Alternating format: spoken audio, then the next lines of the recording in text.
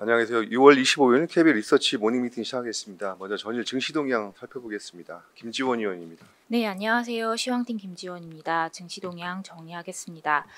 전일 국내 증시는 장 초반부터 약세로 출발했지만 SK하이닉스가 장중 5% 넘게 급락하고 외국인의 선현물 동반 순매도 규모가 확대되면서 양 시장 모두 낙폭을 확대해 마감했습니다.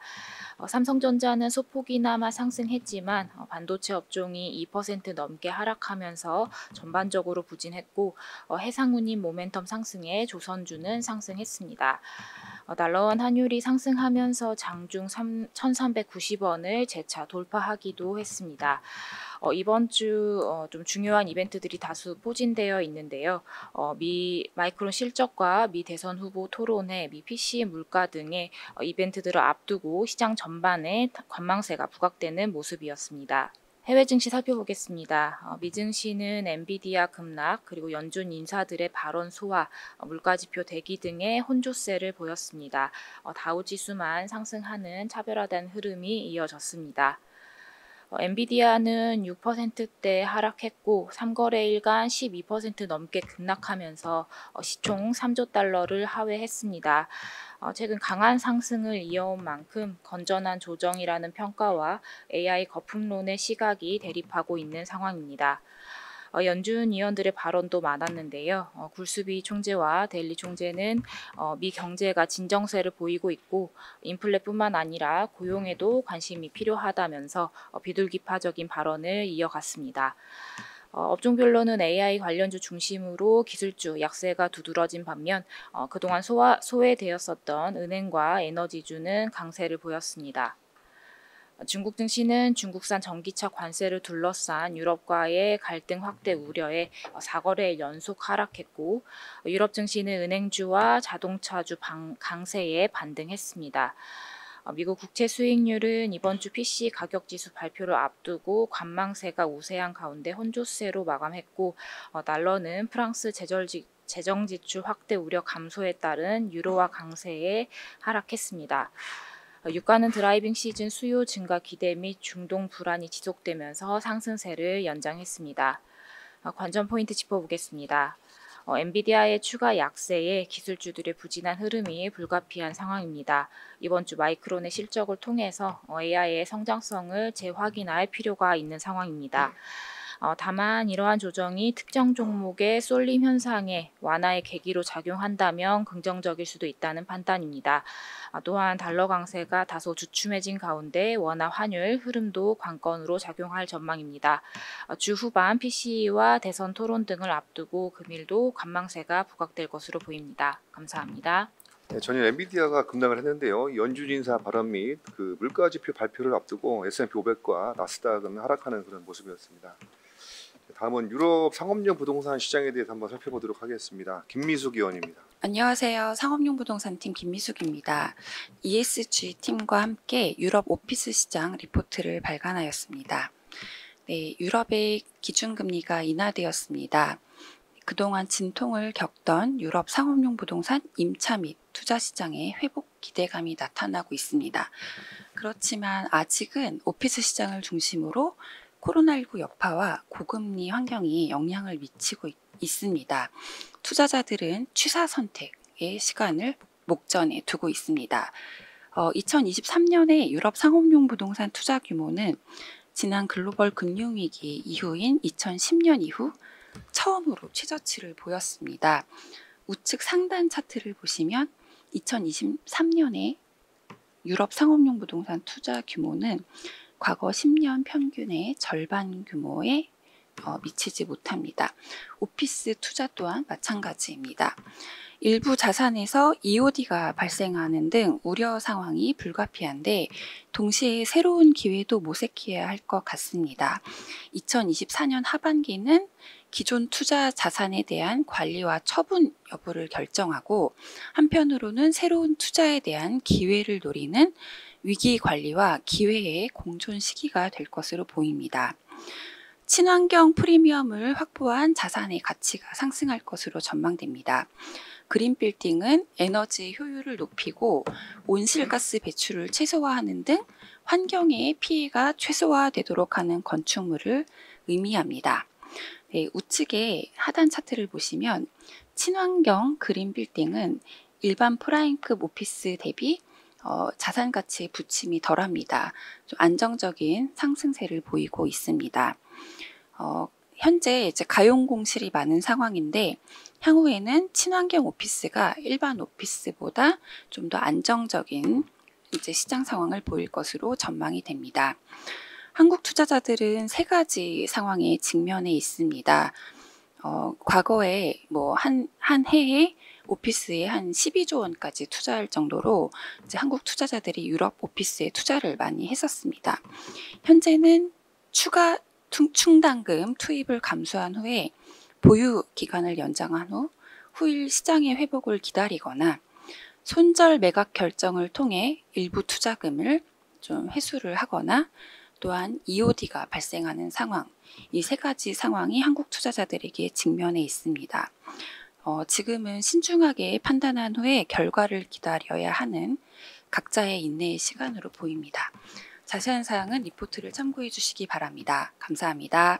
네, 유럽의 기준금리가 지난 6월 6일이죠. 4.5%에서 4.25%로 인하가 됐는데요.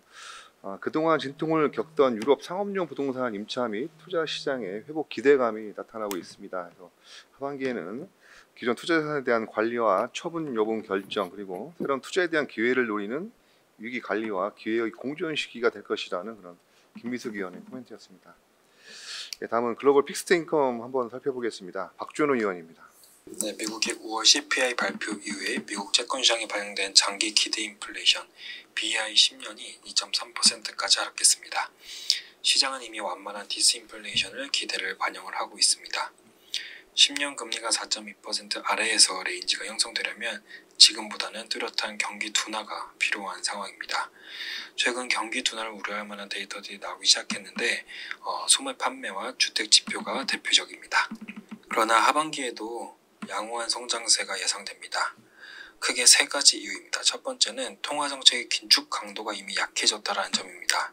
통화정책 긴축 강도를 나타내는 실질 금리들이 이미 고점을 형성하고 내려오고 있습니다.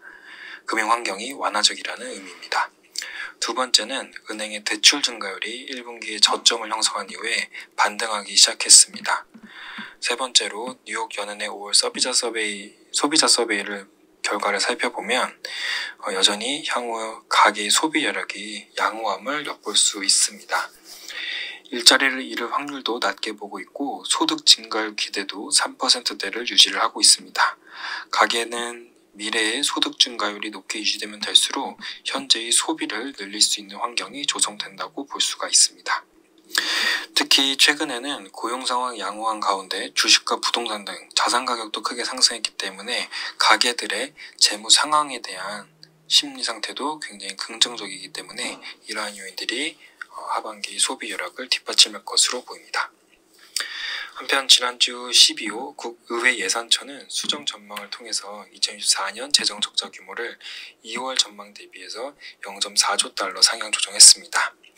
다만 이러한 재정 요인이 금리에 미치는 영향을 분석할 때는 중장기 전망이 더욱 중요합니다. 지금으로부터 5년 후 재정 적자와 정부 부채 비율을 각각 마이너스 5.7%, 111%로 수정 전망을 내놓았는데 2월 전망보다 모두 큰 수치입니다. 특히 2월 전망보다 정부 부채 비율이 3%포인트 상승한 점을 감안을 하면 이에 따른 그 장기 금리의 상승 효과는 약 10bp 정도로 추정이 됩니다. 지난주 경기 지표들이 일부 부진을 했지만 그럼에도 불구하고 금리가 하락하지 않고 약보합을 보인 이유는 12호의 재정 전망의 영향이 일부 작용한 것으로 판단됩니다. 지난 6월 17일 듀레이션을 소폭 확대해서 중립으로 하향 조정을 했습니다. 저희는 10년물 금리가 4.2%를 중심으로 박스권 등락을 예상하고 있기 때문에 듀레이션 중립 전망을 유지를 합니다. 성장률이 양호할 것이라는 전망 하에서 크레딧은 소폭 확대 의견을 유지합니다. 자세한 내용은 리포트 참조 부탁드리겠습니다. 네, 5월 CPI 발표 등으로 그 미 장기 기대 인플레이션이 2.3%까지 하락을 했습니다. 시장은 이미 완만한 디스인플레이션 기대를 반영을 하고 있는데요. 10년 금리가 4.2% 아래에서 레인지가 형성되려면 지금보다 더 뚜렷한 경기 둔화가 필요해 보입니다. 그렇지만 하반기에도 양호한 성장세가 예상되고 있습니다. 듀레이션을 중립으로 가져가고 크레딧을 소폭 확대를 유지하도록 하겠습니다. 자, 다음은 신한지주와 하나금융지주 한번 살펴보겠습니다. 강승건 의원입니다. 안녕하십니까, 강승관입니다. 우선 신한지주의 2분기 프리뷰 자료부터 말씀드리도록 하겠습니다. 신한지주에 대한 투자 의견 바이를 유지하고 목표 주가는 62,000원으로 3.3% 상향 조정합니다.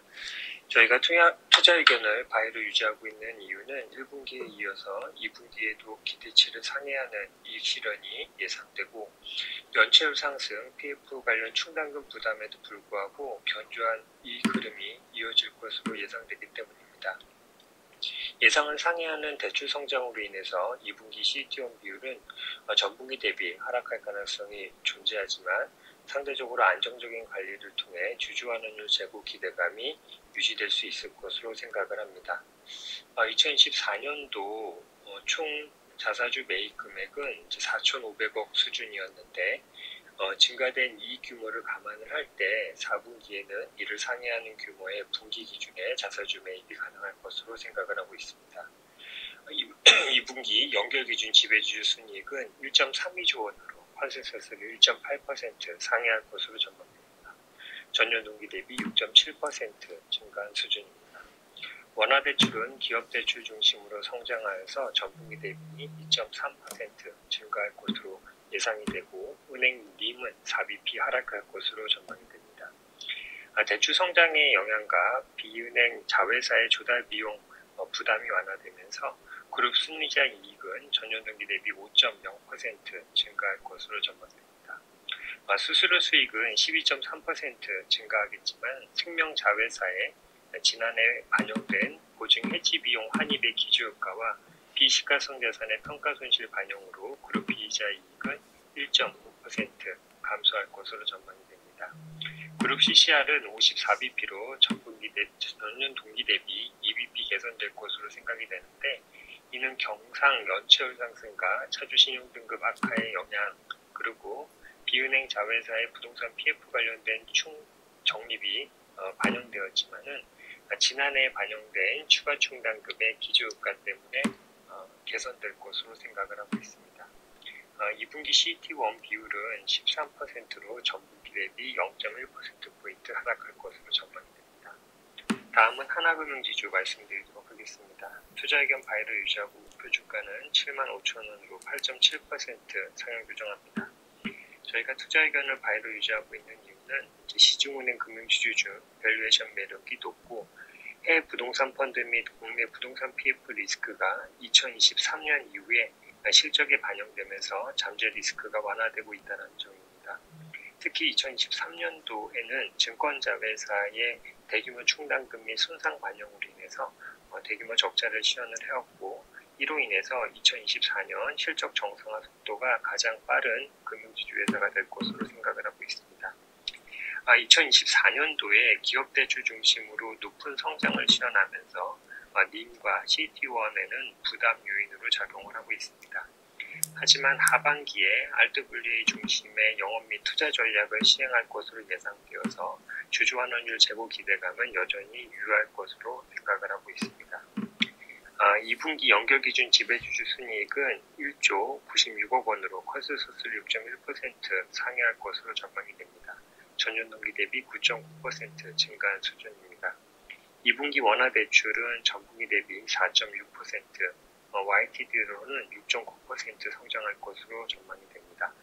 기업대출 중심으로 대출 성장이 나타남에 따라서 림의 하락은 전분기 대비 7bp 나타날 것으로 생각이 됩니다. 아무래도 이제 대출 성장률을 높게 이끌다 보면 금리 경쟁을 하게 되고 이로 인해서 림 측면에서는 부담 요인으로 작용을 했다라고 생각을 하시면 될 것 같습니다. 이렇게 높은 대출 성장에 따른 RWA 증가와 환율 상승에 따라서 2분기 CET1 비율은 12.7%로 전분기 대비 18bp 하락할 것으로 예상이 됩니다. 다만 하반기 금리 하락 구간에서 기업 대출 수요가 감소할 수 있다는 측면, 또한 유가증권 관련된 RWA 축소 계획을 감안할 때 하반기에는 지금 2분기에 낮아진 CET1 비율이 회복될 것으로 예상이 되고 주주환원 정책 역시 그 이후 본격화될 것으로 생각을 하고 있습니다. 그룹 순이자 이익은 전년등기 대비 1.3% 증가하고 비이자 이익 역시 1.3% 증가할 것으로 전망이 됩니다. 약 500억 원 수준의 환차손이 반영이 되겠지만 채권평가 이익이 일부 상승할 것으로 생각을 하고 있습니다. 2분기 그룹 CCR은 37bp로 전년동기 대비 9bp 개선될 것으로 전망이 됩니다. 경상 충당금 부담에도 불구하고 지난해 2분기 2,703억 원의 추가 충당금의 기저효과 때문입니다. 이상입니다. 신한지주 목표주가를 62,000원으로 3% 정도 상향하겠습니다. 1분기에 이어 2분기에도 기대치를 상회하는 이익 실현이 예상되고 있고 예상을 상회하는 대출 성장이 이어지고 있습니다. 그리고 상대적으로 안정적인 관리를 통해서 주주 환원율 제고 기대감이 유지될 것으로 예상되고 있습니다. 하나금융지주 역시 목표주가를 75,000원으로 8.7% 상향 조정을 하겠습니다. 시중은행 금융지주 중에서 밸류에이션 매력이 가장 높고 두 번째는 2024년에 실적 정상화 속도가 가장 빠를 것으로 전망되고 있습니다. 2분기 연결기준 지배 순이익은 1조 96억 원으로 컨센서스를 6% 정도 상회할 것으로 전망이 되고 전년 동기 대비해서 9.9% 증가할 것으로 전망을 했습니다. 자세한 내용은 레포트를 참조 부탁드립니다. 자, 다음 파트론 한번 살펴보겠습니다. 이창민 의원입니다. ITLS 이창민입니다. 파트로에 대한 투자 의견 바이와 목표주가 11,000원 유지하도록 하겠습니다. 전일 종가 대비 상승 여력은 42% 수준이고요. 파트론 2분기 실적은 영업이익률 3.9%로 추정이 되고 있어서 컨센서스 부합하는 수준의 실적을 예상하고 있습니다.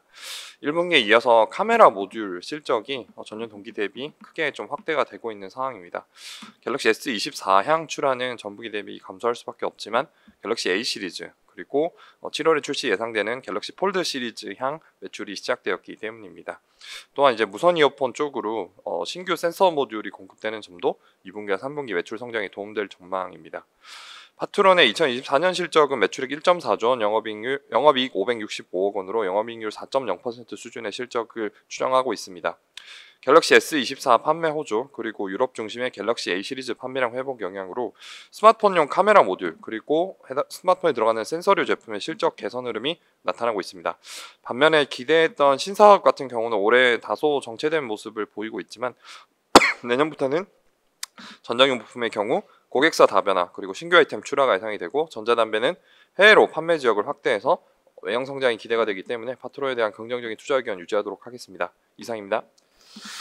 파트론에 대한 투자 의견 바이와 목표주가 11,000원을 유지를 하도록 하겠습니다. 2분기 실적은 컨센서스에 부합될 것으로 전망이 되고 있고 우려했던 카메라 모듈의 실적은 호조세를 보이고 있고 신사업은 내년부터 외형 성장 흐름이 기대된다는 그런 이창민 의원의 코멘트였습니다.